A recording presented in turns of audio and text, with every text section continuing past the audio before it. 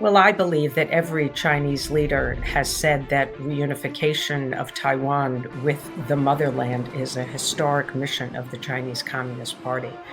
The big difference between Xi Jinping and his two predecessors is that Xi Jinping has tied the taking of Taiwan to the fulfillment of his so-called China dream. 祖国完全统一的历史任务一定要实现，也一定能够实现。 In mid-October, nearly 2,300 delegates from across China will attend the 20th Congress of the Chinese Communist Party, where Xi Jinping is set to take a norm-busting third term as China's president, cementing his position as the country's most powerful leader since the founder of the People's Republic of China, Mao Zedong. But as power centralizes around one man, to an extent not seen in China for decades, fears are mounting Xi may use his third term as president to ramp up pressure on Taiwan, which Beijing claims is part of China's sacred territory. Xi Jinping changed the whole direction regarding the Taiwan policy because he has all the power in himself, that he has no constraints about what he is doing. Definitely there's a concern about what Xi Jinping, after he assumed the third term and of the Xi leadership, what he might do about Taiwan.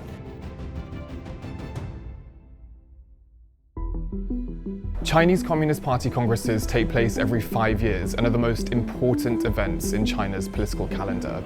At these highly choreographed meetings, the makeup of China's new government and usually the new president is decided. But this year, that's all set to change because Xi Jinping has abolished the usual 2 5-year term limits on the Chinese presidency, in effect allowing him to rule for life. 20-Party Congress is first and foremost about Xi Jinping being able to stay in power beyond the customary 10 years maximum.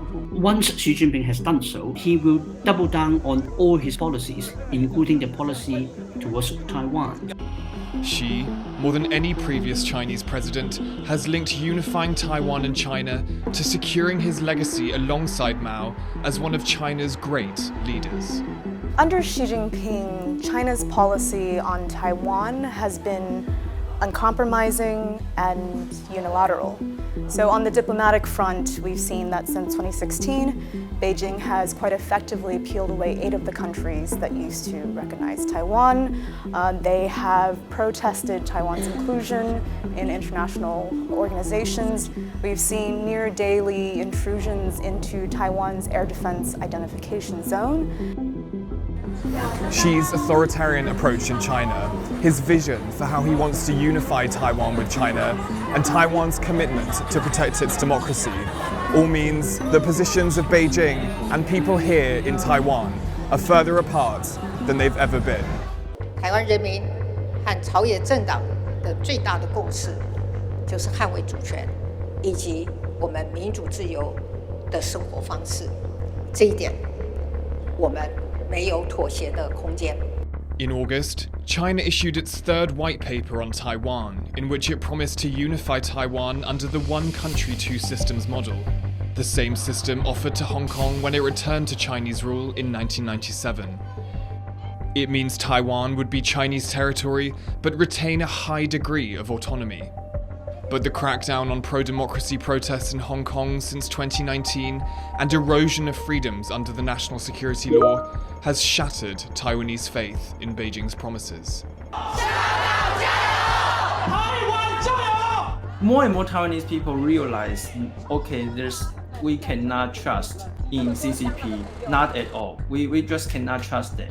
There's a fact that almost nobody supports for the one country, two system proposal by the CCP in Taiwan now. And on top of Taiwanese distrust of China, are deteriorating ties between China and Taiwan's most important ally and arms provider, the United States. China has launched several ballistic missiles into water surrounding Taiwan after Beijing announced the start of live-fire military drills. The exercises come after House Speaker Nancy Pelosi visited Taiwan In August, Nancy Pelosi became the first US House Speaker to visit Taiwan in 25 years.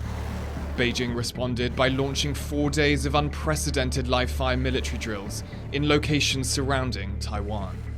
The actions that Beijing took in response to Pelosi's visit were likely actions and objectives that China had wanted to pursue on Taiwan even prior to the visit. A new normal has been established in the Taiwan Strait. There is regular presence of Chinese military ships and planes crossing the median line. Beijing said Pelosi's trip undermined America's One China policy, which recognizes Beijing and not Taipei as the sole government of China, but does not take a position on Taiwan's sovereignty. Accusations Washington denied. But recent comments by US President Joe Biden that Washington would defend Taiwan if China attacked are casting doubt over the geopolitical balance that has lasted in the Taiwan Strait for 7 decades. I think that China continues to believe that the US One China policy is evolving in a very negative direction. I'm quite pessimistic about the US-China relationship. The level of distrust has not been this high in 50 years. Those strained ties, the eradication of dissenting voices in Chinese politics, and Xi's deep sense of historical mission regarding Taiwan are exacerbating fears about the future of Taiwan's democracy after the upcoming Communist Party Congress. After the conclusion of the 20th National Congress, Xi Jinping probably would not be constrained anymore, and then his adventures toward Taiwan could actually increase. He's removing any kinds of the constraint. So that is dangerous for sure. Taiwan will have to be preparing itself for the date when China will simply do the unthinkable. It is coming. Some intelligence officials have said Xi wants China's army to be ready for an attack on Taiwan by 2027, but there's still debate about an exact timeline. Regardless, one thing is certain.